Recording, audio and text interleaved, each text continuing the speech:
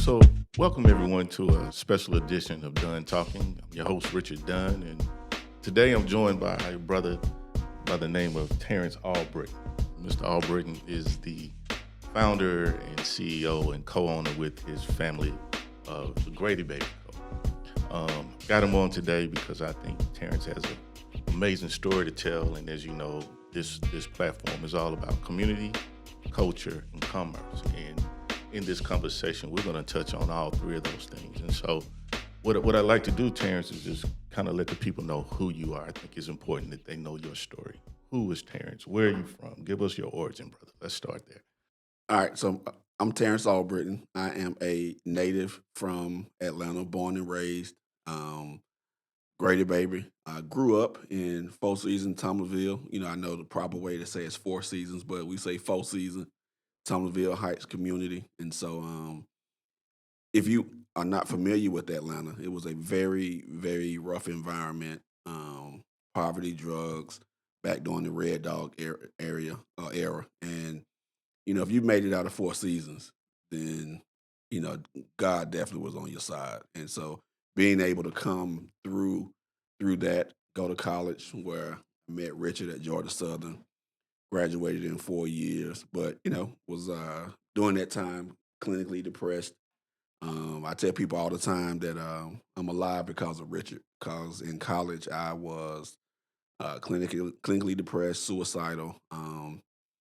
Got out of college, graduated, started taking my relationship with God serious, and my life just kind of took a turn. And then met India through Richard. We got married, and 3 kids later, my oldest daughter, when she was in college, had the idea to do a shirt, and I was like, you know what? If we're gonna do it, we're gonna do it like a real company, and we launched Grady Baby when the Super Bowl was here in Atlanta with the first shirt that Alex had the idea of, which was "We Full," and it just kind of went viral from there. And it took off. That's amazing. That's amazing. Um, you didn't touch on one of the things that I think is really amazing about your story is, all these postgraduate degrees. Can you touch on that just a little bit? I want people to understand, who I am talking to. Like, this is a very well educated brother. So, Got it. So yeah, so I have my Bachelor of Science from Georgia Southern. Then I have my Master's of Divinity. I have my Master's in Christian Leadership. I have a Master's in Christian Studies, and I have a Master's in Christian Apologetics. all right, man. So, not only this brother from the A, real live Grady baby, Thomasville, college graduate, and got all these postgraduate degrees in theology focus, right? So, family man who's a man of God and also a businessman. I think that's important so that people understand who you are and why I feel like it's important for you to share your story. So cool. So that was important, man. I feel like people need to understand not only from Atlanta, born and raised, real life Grady baby. Nobody faking and flogging. Come from humble beginnings. Go to Statesboro, Georgia, of all places, and finish school on time. And I say that not as a knock to Georgia Southern, but those who attended there know that extracurricular activities at Statesboro will either prolong or prevent you from finishing school.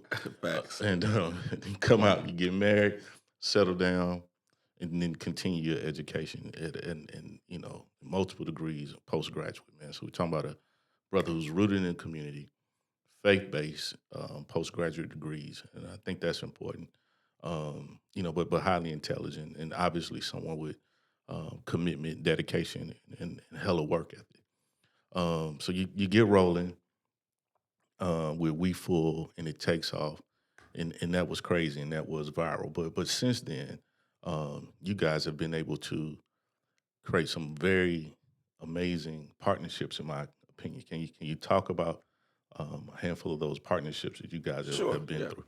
So right now we have an amazing, amazing partnership with Foot Locker, where we are in the lead program, and so we're in the majority of the Foot Lockers in the Atlanta and surrounding area, Savannah, and I think we also had a couple of SKUs in Columbus.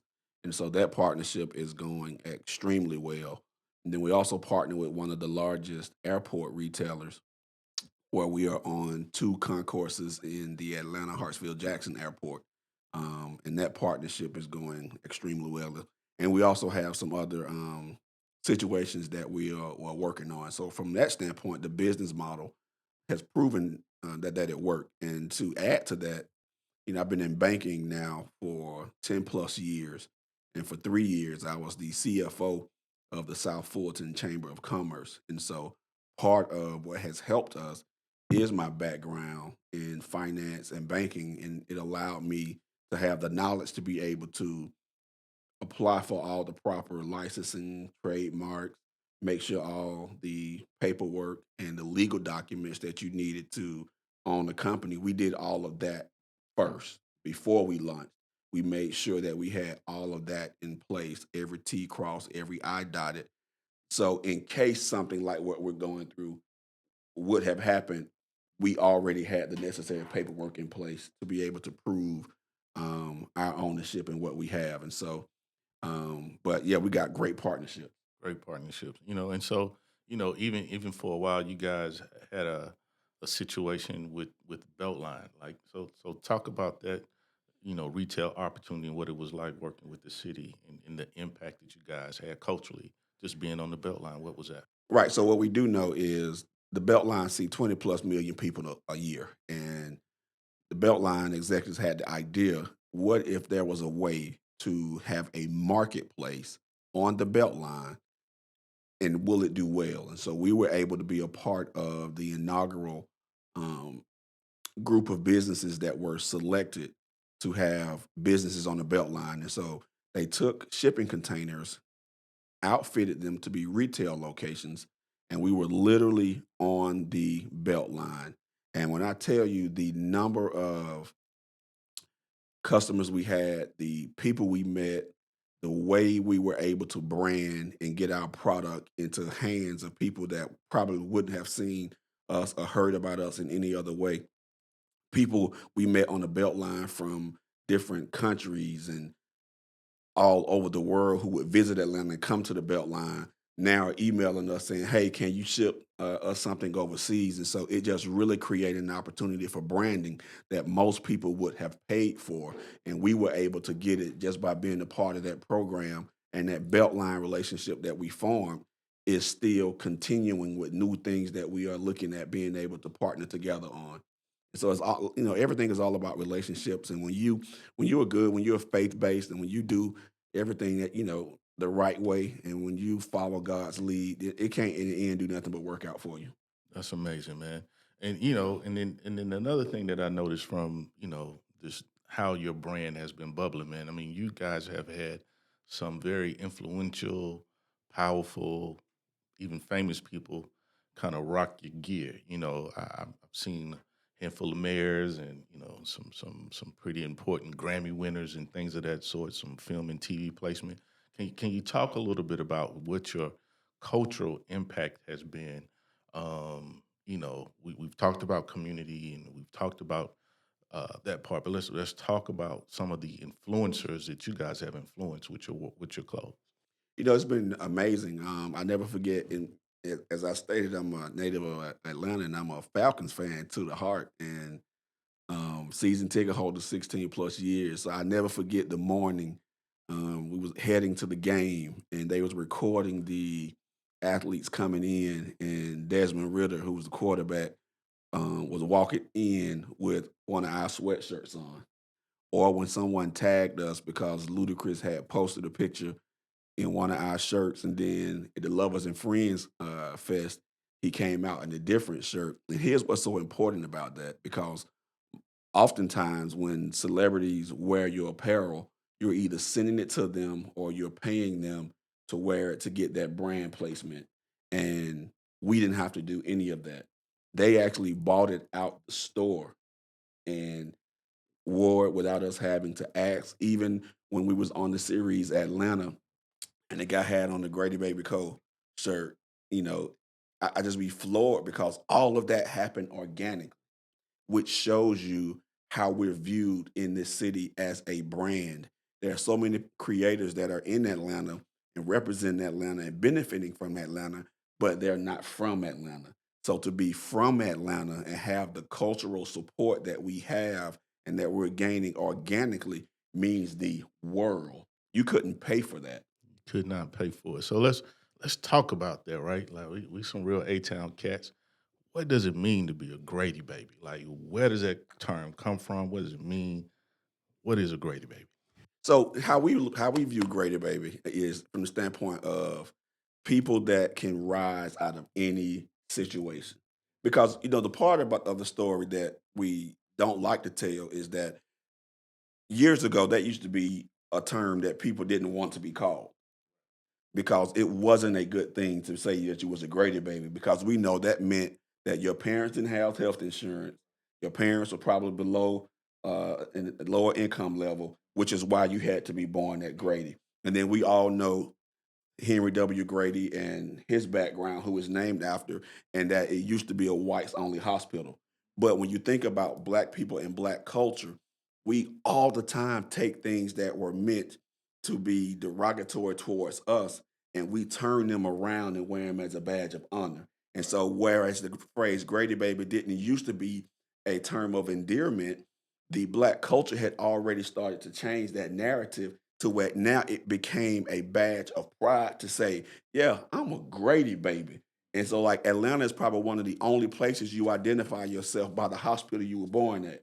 If so, you ask somebody and they say, hey, I'm from Atlanta, you're going to ask two questions: what hospital you was born at and what school you went to. Exactly. It's gonna tell us everything we need to know about you. Right. And we going to know right off the bat whether or not we can rock with you based off one of those two questions. Exactly. Especially that high school part. Yeah, so for all y'all out there that I was born at Piedmont, Georgia Baptist, all that means is your mama had insurance, you know. And so, but that's how, and so we took it, when you think about the Atlanta seal, it's a phoenix and it says resurgence. And my friend Dr. Hall said, man, Atlanta is a city of risers. We rise out of the ashes. And for me, that's what Grady Baby means. That if I can make it out of that hospital during the 70s, and you have to be from Atlanta to understand what that hospital was in the 70s. If I can make it out of that hospital in the 70s and be an officer now at a bank, have multiple theology degrees, to be involved in the plot at my church, have a wife with multiple kids, to be the CFO of the South Fulton Chamber of Commerce, if I can make it out of there, I can make it anywhere. Exactly, brother. You are living the dream that Dr. King talked about, man. And so um, that's why I wanted to have this conversation because I wanted people to see who you were, see or hear that story, and hear from you firsthand, man. So let's get into the nitty gritty of all of this, man. Now we know that Grady Baby is a cultural term, right? We know that that's some Atlanta hood slang that has now become very prominent, very popular on its own from just what we do as black people, especially in this hip hop generation, right? We take terms and we make them cool, and then when they become cool, they become marketable and profitable. And you are definitely have made a company marketable and profitable with a culturally relevant term, one that is very uh, impactful and meaningful, especially to those who are native of Atlanta and those in the black community. And now you are fighting to be what you are, which is a Grady baby. Can you explain that to us? Now, keep my point. Before you explain, let me remind everybody that the brother said he bought the trademark. So you bought the trademark. You own the trademark. You did all your due diligence. You did all your paperwork. Brother went to school more than he had to, 5 times more than I would ever go. And so we know you did your due diligence. We know that you own the trademark. You are a Grady baby in every sense of the word. And now you happen to fight to keep your name. Tell the people what's going on with that. So here's the full circle moment. I was riding in my car at the time I was managing a branch that was on Camp Creek, a bank branch, and I'm talking to God in my car and like, God, I need a name that can like really catch. And God dropped on me Grady Baby. And so I started searching. I searched the trademark office and I saw that no one owned it. And you might not remember this. I called you from the car and said, Richard, I need a trademark attorney. You sent me two names. I called the first one, and that was Amber. And when we talked on the phone, she was like, no, I think somebody owned that because there's a company that own a lot of those Atlanta Sands. I said, unless I'm looking at this wrong, I don't think nobody on. I think it's open. She's like, hold on. And she pulled it up. She was like, oh my God, nobody owns it. And I was like, what do we need to do? And she told me how much. I said, okay, I got my credit card in my hand. And she applied for it. And when we first applied for it, I would not put anything out because I was like, I don't want nobody to steal it. Until she had explained to me, she was like, no, you have to be using it in commerce, which is the key and the caveat. So we trademarked it. 5 years later, here we go. Out of the blue, we get a cease and desist from the hospital, which floored me because I was trying to understand, how are you telling me I can't use something that I own? Gotcha. And so those who listen slow, the cease and desist came from Grady Hospital. All right. Yes. Continue. So we had kind of went back and forth, but here's the point: no hospital official coined the phrase Grady Baby. The phrase Grady Baby was coined by the black community. It was a derogatory term. So that's how we know it wasn't something that they were using or even using in commerce, because it wasn't a good thing to say that you was born in Grady. You didn't even want to go to Grady. And so what was interesting is it wasn't an email about partnership. It wasn't an email about can we work with you. Since we've had the trademark, I've never sent one cease and desist letter because we understand it's a cultural term. We trademarked it to protect ourselves because of the brand partnerships we were working on, but we understand that it's a cultural term and the culture owns it. I mean, and there's so many culture terms, right? From shouted, Miss Lady, whatever you want to say from Atlanta. You know what I'm saying? West Side, Doug. We don't even say Douglas. So I get that. I understand that, right? So now you got this cultural term that's bubbling, and then the hospital does not want you to use the name. So how was that engagement, man? Was it you know amicable? Was it No, tough?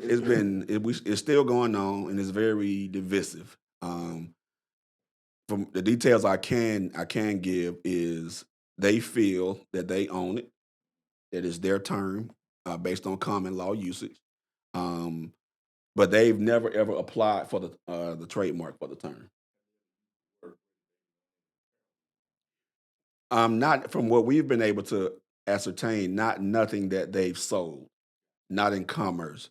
And there was an article that Channel 11 did, and they did a post on Instagram quoting someone from Grady about how they gave out onesies with the phrase Grady Baby on it. But the first 20 comments were people who had had children born at Grady within the last 5 to 10 years, all saying, I never got one. When did they start doing this? And so, what's going to be interesting in the legal process is being able to prove first use, because we can prove our first use of the term in commerce. And so that's where we're at. They're claiming common law usage, that um, they own the term, but we know, anybody from Atlanta know and understand that no, you cannot trace that term to any Grady hospital official. Got you. So you're in the middle of a David and Goliath moment, real life. How can the community help you? Like, where are you at in this situation? What can we do to support you? So How do we get past this? so a couple things you can do. One, we need you to sign a petition. The one thing that's working to their benefit is that they're able to do this to us in silence. Now, if you think about if you take a step back and just look at it from a business model, you have a $1 billion institution because they bring in over a billion a year. Let's get that correct. You have a $1 billion institution going against a black family that has a small business. Just the legal process alone, we would not be able to compete with them. And I can't. And so so the support can come in and one signing a petition. And tell us about the petition. What does the petition do, and what does that So mean? what we're trying to use with the petition is show how many people support our cause and also bring awareness.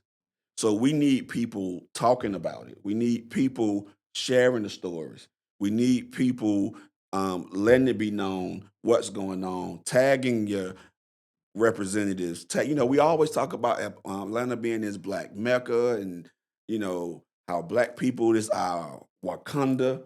But we're sitting here watching a $1 billion institution try to bully a small business over something they did the right way. And so the other way, we have a GoFundMe because just frankly, we don't have the dollars to fight that, and they know it, which is what they bank on. I look at almost like a corporate takeover. But here's the thing, though: we don't want sympathy. What we're asking for is support. And I keep saying the same thing, not to be redundant, but to let people know I'm out here having to defend something I own. Think about that. Not only you have to defend it against, something that is, financially ridiculous, right? I mean, it's $1 billion industry, but it's a staple in this city, man. So I can only imagine what the political backlash is, and those who are attached to the leadership and the board of that space, and who those people may or may not be, and what they mean to the city and to the community. Um, it's interesting that they're kind of watching this with a blind eye versus saying, "Hey, man, let's help this brother. Let's bridge this gap." Any indication that anybody's going to reach across the line and kind of just fix it, because it in the logically it would make sense for you guys to create some kind of partnership. I don't understand why it's a fight. And we've been trying to do that since day one. When we first applied for the trademark, I was emailing, calling, I was on the social media sending direct messages, trying to see who we can talk to partner. We still want to partner. We never told them they couldn't use it. We have always maintained, hey, we can partner, but they don't want to. Mm, gotcha. It just boils down. They don't want to. They want the trademark, and they have dug their heels in that they're not going to stop short of them owning the trademark. Now, for us as a small business, I have to get to a point to where I say, okay, because I have a wife and 3 children, I got to decide at some point from a financial standpoint, does this even continue to make sense? Everybody's always say, just change the name. That's the easy thing to do. But what people don't realize, today is us. Tomorrow it can be another small business. We just saw the same thing with Meta. A lot of people didn't realize. I did because of what I was going through. When Facebook announced they was changing to Meta, there was another company that owned that trademark and sent them a cease and desist letter. Facebook didn't care. They still pressed the gas. Now they worked everything out on the back end, but think about it. Facebook went ahead and launched their new name, Meta, knowing that a smaller business owned the trademark and didn't care. And as you see at the end of the day, they are still called Meta. Yeah, interesting. So I mean, we live in a capitalist society, and so you playing real life monopoly with some big boys, brother. So, I hope that those who hear this understand the message. I hope that those who hear this, if you have any insight to resolve this issue, reach out to Brother Terrence and help him resolve it. And those who want to sign the petition, please sign the petition. Those who wear the shirts, those who say we full, give the least you can do is give this brother a signature. And most importantly, those who are down to fight the good fight, cut the brother a check so that he can resolve this issue. Listen, we got a GoFundMe, and I got an amazing attorney that is patient with us when it comes to the legal bill. We just had a quick fundraiser where we was trying to get 1,000 people to donate $5 or more because that would have helped us through this next round of negotiation. But until God tell me to stop, I am not going to stop. I appreciate that, brother. So, Terrence, man, those who want to help you, those who want to reach out to you, those who want to talk to you moving forward, how do they contact you and how do they contact Grady Baby Co? The best way right now is on our Instagram. The Grady Baby page is Grady Baby Co. Grady Baby Co. on Instagram. And my personal Instagram is I am Albritton. My last name ALB as in boy, RITTON. Me and my wife and my oldest daughter Alex, we monitor the DMs. We check the DMs. That is the best way right now to reach out. All the links to all of our pages, the petition, the GoFundMe, and everything that we're doing, and all the updates will be there. That'll work, man. Well, Terrence, I appreciate you coming through and spending some time with me today and sharing your story. I hope this messaging after we edit it and get it up helps you with what you're doing, my man. Man, I appreciate you, man. I love you like a brother. Absolutely, my dude.